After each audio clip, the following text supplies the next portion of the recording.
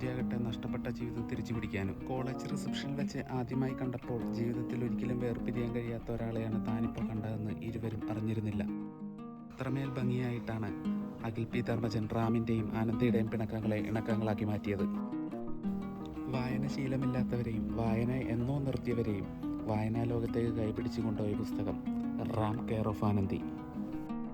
എന്നാൽ ഇത് റാമിൻ്റെയും ആനന്ദിയുടെയും കഥ മാത്രമല്ല, ഇന്നും സമൂഹം ഒറ്റപ്പെടുത്തുന്ന തിരുനങ്കമാരിൽ ഒരുവളായ മല്ലിയുടെ കൂടി കഥയാണ്. സ്വന്തം വ്യക്തിത്വം തിരിച്ചറിഞ്ഞ് താൻ കാളിദാസനായിട്ടല്ല മല്ലിയായിട്ടാണ് ജീവിക്കേണ്ടതെന്ന ഒറ്റ തീരുമാനമെടുത്തതിൻ്റെ പേരിൽ സ്വന്തം കുടുംബം പോലും തള്ളിപ്പറഞ്ഞ മല്ലിയുടെ കൂടി കഥയാണ് റാം കെയർ ഓഫ് ആനന്ദി.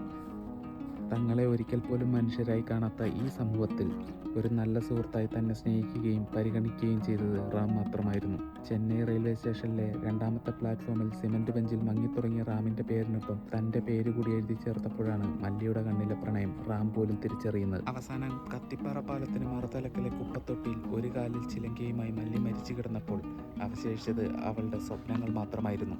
വായിച്ചു തുടങ്ങിയപ്പോൾ എല്ലാ നോവലിലും വന്നു പോകുന്ന വെറും ഒരു സാധാരണ കഥാപാത്രം മാത്രമായിരിക്കും മല്ലി എന്നാണ് ഞാൻ കരുതിയത്.